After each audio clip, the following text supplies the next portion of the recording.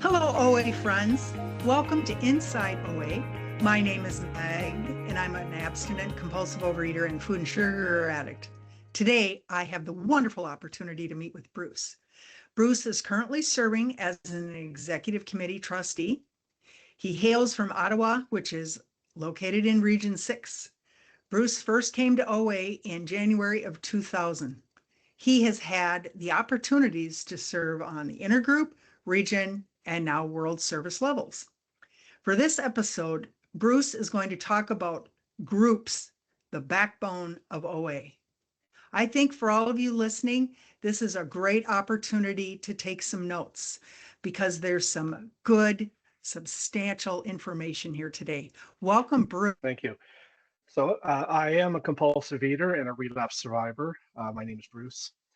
I have been abstinent since April of 2005 by the grace of God, the help of my sponsor, and of course, this program. Yeah, groups. I really love meetings and I love the group. We look at every level of OA, if you're talking about the intergroup and the region, they're all consisting of the groups that are involved. And when we look at meetings, it's listed as one of the tools. But when I think about the different tools, for example, telephone, sponsoring, writing, there have been times where I have gone a week, perhaps two, where I haven't sat down and wrote something. I cannot say the same about a meeting. If I have gone 7 days without a meeting, I will feel that through my bones. And the entire program started with the fellows at Alcoholics Anonymous. They were very clear. It starts with one person talking to another. And that's the gist of a meeting. You have one compulsive overeater talking to another compulsive overeater. In my personal experience, all of the well-wishing health professionals, people, physiotherapists, people at the gym, and they're all just like, oh, you need to do this and this to lose weight. And there was always, oh, it's just a matter of willpower. I knew that I think it's something else because there are many areas of my life where I had very strong willpower, but not when it came to food. And that's why I could never connect with them because there was something there. They don't get it. I go to my first meeting. Someone shared how their parents used to apologize for all the food that they ate when they went visiting. And I thought, my God, I thought that I was the only one that happened to. And right away, I could see that, okay, they get it. And that's why meetings are incredibly important. And the title says, I believe, is the backbone of our organization and of our program. I wanted to get into one of the traditions, tradition 5, because it specifically talks about the group, and I'll just read it. Each group has but one primary purpose: to carry its message to the compulsive overeater who still suffers. So there's a lot there to unpack. First of all, we're talking about the compulsive overeater who still suffers. And we know that's obviously the new person that comes in, but it can also be somebody that's been in the program for years. It could be people coming back from relapse, people who have been coming to the meeting again and again, and for whatever reason, they're not getting it. So that's the message is supposed to go to them. Years ago, this is a former trustee, and we're at a region assembly, and of course, we're talking traditions because that's what you do at a region assembly. And she had mentioned, I want you to look at tradition 5 and read it. I read it. And so they said, her question is like, so whose message or what message is each group bringing to the compulsive overeater? And I thought, well, the obvious one is the OA message. And she said, read it again. So I read it again. Oh, that's interesting. Because what it says is that each group has about one primary purpose: to carry its message. That means the group's message. And she said, every group is going to carry a message. Now, what message is your group carrying? So that's where I wanted to start here, is to get people thinking about their groups. Because I have been to groups, I've been in many different kind of groups all over Canada, in the United States, and even in Europe. And what I like about it is, and that ties into tradition 4, where each group is autonomous, because each group has a different feel, different formats. I go up there, I've been to big book study meetings, 12 and 12 study meetings, others where it's just sharing. I've been to some where the whole thing is about step 11, where it's an hour of prayer and meditation. And it's amazing. There's so many different types. But the thing is that regardless of the type or the format, we're still supposed to be catering to the compulsive overeater who still suffers. If I'm a compulsive overeater still suffering and I go to your group, what is the message you're going to give to me? Is everybody, like they say in the big book, a glum lot? Nobody's smiling. Is there a lot of cliquish activity where if I walk into a meeting and nobody comes and says hello or to ask how, even if I'm in the right place, what is the message that I'm getting? And I've been to meetings where people will complain about their spouses for the 3-minute share. And I wouldn't hear one word about a step. Nothing, even at the end, they say, but I didn't overeat. I have a fellow here who calls those meetings yap and claps. So people talk and then people clap, but there's no real program. There's no recovery. That's the message they're sending around. Like, this is a group where we get to complain about somebody and no one's going to interrupt us. Hey, maybe that's something you need, but is that what we need in OA? So what is OA's purpose? Luckily, we have a book called The 12 Steps and 12 Traditions of Overeaters Anonymous. And I'm going to read from that. Under Tradition 5, so that's page 119, our groups come together so we can share recovery through the 12 steps and the 12 traditions with fellow compulsive eaters. OA will always offer recovery to those suffering from our disease as long as we remember that this is our primary purpose. This is in black and white. It's very clear. This is what OA is saying our primary purpose is. And it's to find recovery through the 12 steps and 12 traditions. I've been to meetings where traditions are flagrantly broken. I've been to some where somebody says something, I'm like, that didn't sit well.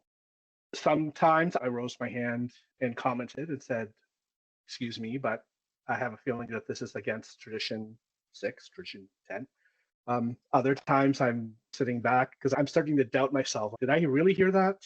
I'm just thinking of an example as far as carrying the message. How would you handle someone, even though it's in the group's preamble, that we only use conference approved literature? Then someone comes and they're going to share on the topic, let's say it's step X, whatever that is, and they pull up a favorite book or a pamphlet or a magazine article and they read. And how would a group handle something like that? I'll give my home group for an example. We have a meeting structure, like a script. And in the script, they'll say the chair's responsibility is to redirect the meeting when necessary. So that's something that the chair takes on themselves. That being said, I had an old sponsor of mine tell me that we are all guardians of the traditions, all of us in every meeting. So it's important that we know the traditions. It's important that we follow them. And it's also important to speak out when you feel they're being broken.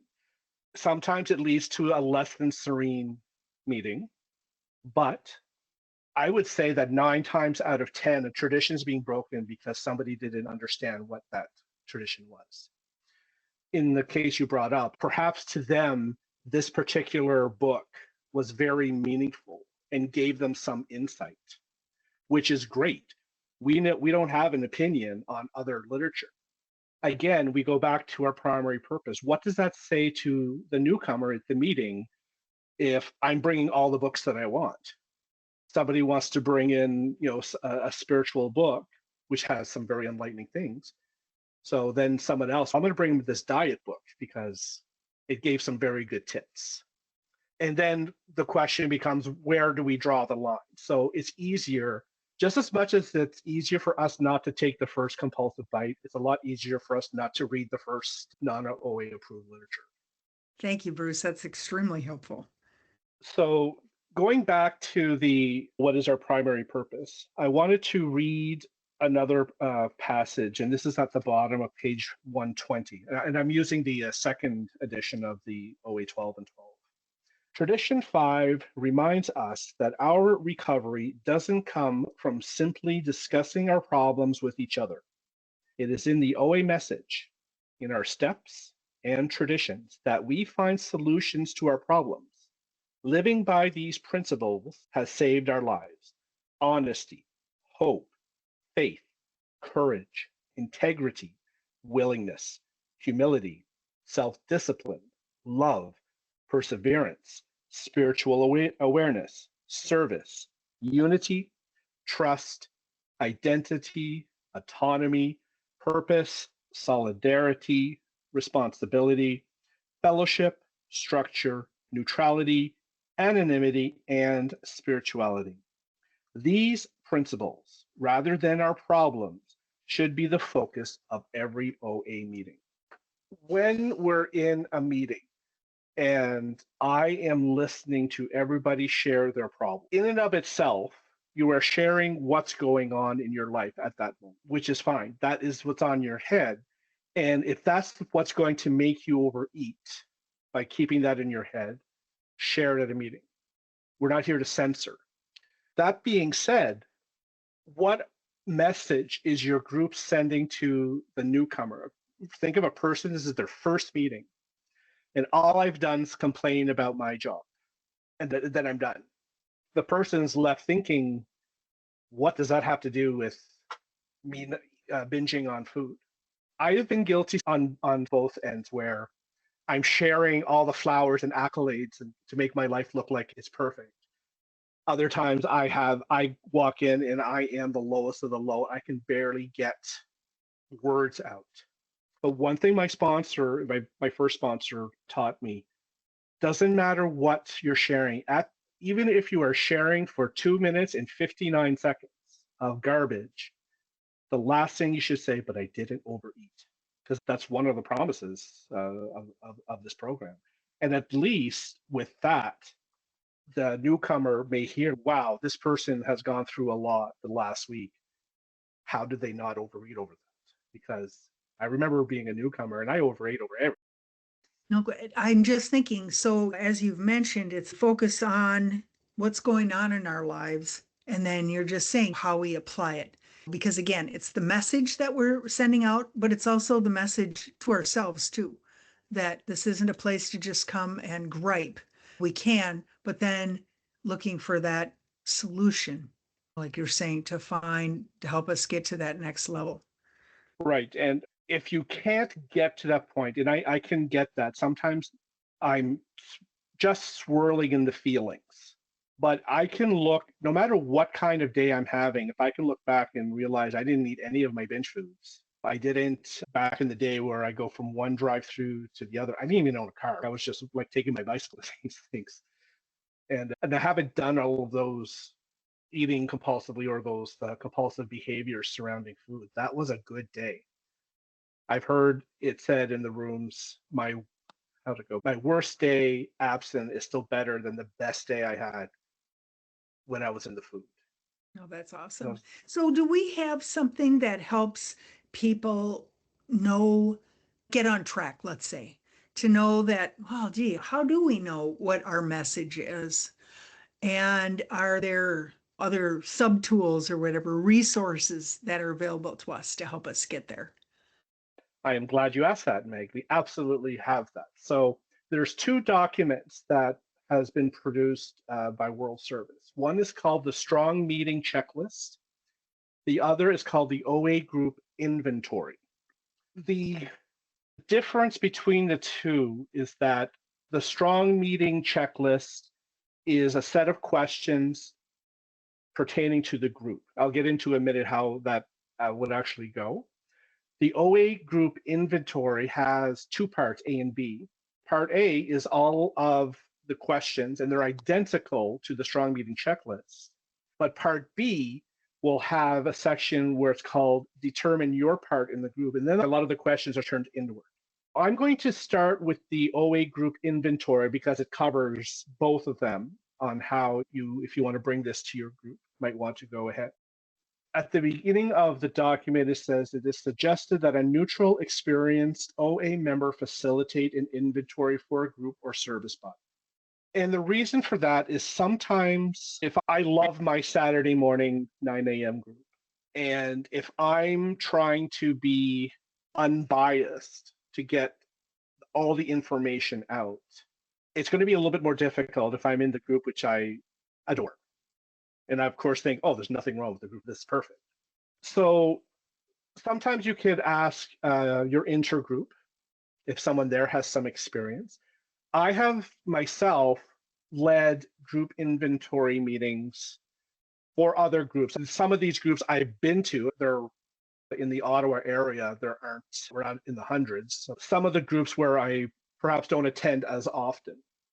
And I've gone to their group and I can act a little bit more as a neutral third party, so to speak. I was just to say, I've had that experience too, where people have asked me, hey, can you come and do a group inventory for us? And it's great because I'm objective. And a lot of the meetings I haven't been to, so it's really nice. And I've asked beforehand, what are your pain points or what is your goal? We know the goal is to find what your message is and so on, but sometimes when you're asking an outside fellow to join, sometimes you have that pain point identified. Absolutely. And in my experience, it's not that there's been like a lot of divisiveness in particular. Like I wasn't asked to do it because we're at an impasse because something's happening. Sometimes it's just the idea of I'm looking at my bedroom and it's relatively neat and tidy, but if I start digging into things, I might find some stuff like, oh, what am I holding this on for? Like, what is this for? It's the same thing with the group, because once you start getting into some very honest talk, perhaps there are some areas where the group could improve. So what I suggested is to give the group a month of notice. Depending on some groups have business meetings monthly, others they're maybe a little bit later. But at a business meeting, you could bring up this OE group inventory. And then for the next 3 weeks, say, it'll just be announced. And that's just so that everybody understands what's happening. And all of a sudden, someone who might have been away for a week comes to the meeting, and all of a sudden, what's this inventory thing? They have no idea what's going on. I will preface this as I haven't tried doing this with an online meeting yet. So it's always been the face-to-face one. I don't think it would change, the format. I've had a chance to do an online one. I did a group down in Iowa. I'm here in Minnesota. And we did it 2 different times. We did it a month apart. And so that they'd have more time to think and then came back and went through some other questions. But what was helpful was I was able to see everybody in one room. And then other times I do by courtesy. If it's the squares of people, just say, please, can you show your face? Especially if you share, because it's just nice to humanize the meeting. No, absolutely. And particularly with the online meetings, it's probably easier to find like a third party, sort of a neutral third party to come and do this for you. In your own area, you may only have 2 or 3 meetings and everybody goes to the same meetings. But in any case, you do your best. Even if all you have is the one meeting, it's better to try this with someone at the meeting than never to do that. So, right, so then you'll give 3 weeks of notice. I will say that the group inventory will take the entire meeting. Someone asked, oh, could we do half a meeting, half an hour of meeting, and then half an hour of group inventory as well? Perhaps. But I always mention, because sometimes it takes a while to get into the groove, so to speak. And if you're getting into the groove after minute 20, and then you lost it, and then you'd have to go back, say, the week after and do, the rest of it. So I personally, there's no rule of this, but I personally would suggest taking up the entire meeting. Essentially, the facilitator will have the questions in front of them. I also suggest if it's an in-person meeting, print out questions in advance so that, say, at the one meeting, you're handing them all out and they said, we're going to discuss this next month. Then they've had time to go back and look and think and decide how they want to tackle these questions. At the meeting, ask for someone to be the secretary so that they take some notes and then they could give a report to everybody in the group that would like it. So for the group inventory, and that's part A of this document, there are 14 questions. I'm going to go through 2 or 3 of them just and give some a little bit more detailed, and then Meg will tell you where to find these online. For example, question 2, are all attending, including newcomers, greeted and made to feel welcome and accepted? It's an interesting question because I may think, oh, of course they are. And then the person beside me who this is their maybe 3rd or 4th meeting would just say, no one's talked to me yet since I've been here.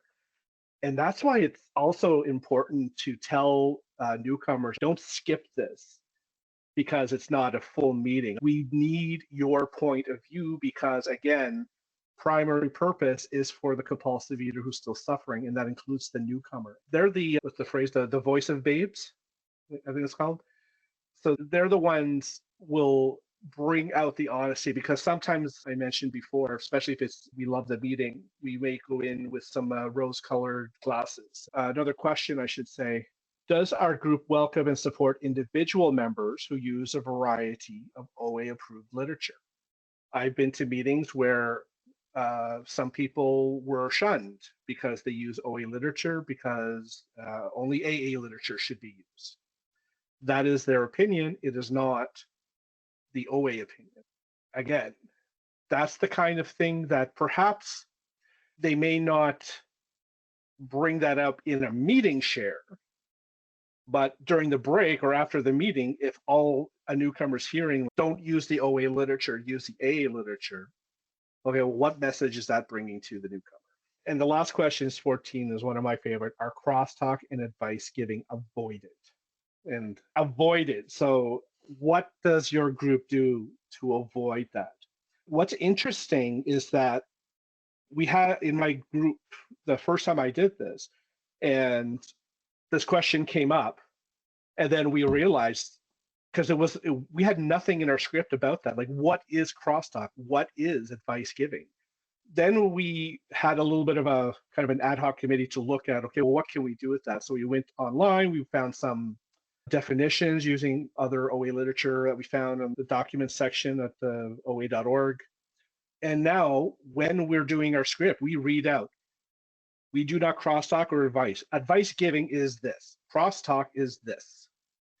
And of course, if anybody that has any questions, there's more literature available, and then we offer our services at the end of the meeting.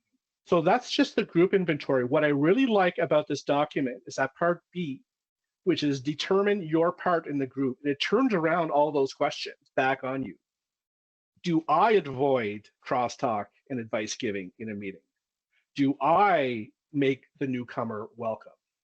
It's good to have those questions in front of you, and then you can use it as a writing exercise, and you can write them out like you would a step form. You could just meditate on them, but a lot of these things I didn't realize that I might have been doing, because sometimes if I see a newcomer, oh, someone else will take care of them, sort of thing. And there's a lot of that. So I have to be conscious of how I am in a meeting. And that's what I really like about this OA group inventory. So again, 14 questions for the inventory, and that's done during a group, like the regular group meeting. And then the part B is on your own leisure. So it's something that you take home to look at yourself. Bruce, this is excellent. Thank you so much. You've got so much stuff that we can take. And even though I've been in the rooms for close to 25 years, I learned things, and it's great. So for those of you who are just aching to get that group inventory, it is so easy to find. You go to oa.org. In the upper right-hand corner, you'll see 3 bars that says menu. You click on that. Then you scroll down and you find the word resources. You click on resources. And then below that, you'll see document library. We have tons of awesome material. But for this episode, we want you to click on that. And all you have to type in is the word group in the search bar, and the group inventory checklist, strong meeting checklist, will pop up. It's a free PDF. You just download it, share it with your group. This is like step 4 and 5 for your meeting. That's what Bruce brought up. It's like your step 4, you're doing it for yourself, but your meeting is doing it. And step 5 is everybody is talking about it at a specific meeting for that. And higher power is in attendance, of course. I know that when I come to a meeting, I love seeing those familiar faces, and I get excited when I see new people. And what can I do? I know that my meeting has been in the same location, same evening. I go on Monday nights for over 30 years. So I would say we're doing something right. Now, I live in a big metropolitan area, and during the pandemic, we met online and we did that. And then when we decided we wanted to go back, we're basically jumping off the walls when we were able to meet in person. It was so exciting. We're so excited to see each other. And we started off hybrid. And after doing group conscience over a period of 3 years, we went from hybrid back to face only. And that was a huge deal. And we took it seriously because we wanted to make sure everyone was involved. I'm not saying everyone was happy about it, but it was the group conscience. And so, Bruce, thank you so much for giving good things. And I too am going to go to my group tomorrow night, and I'm going to say, hey, I just want everyone to think right now, because we're going to have a group conscience soon. What do you think our message is? So thank you again, Bruce. This is so exciting. And I hope all of you took some really good notes. And again, this is Inside OA. We will be posting every week, and look forward to meeting with you next time.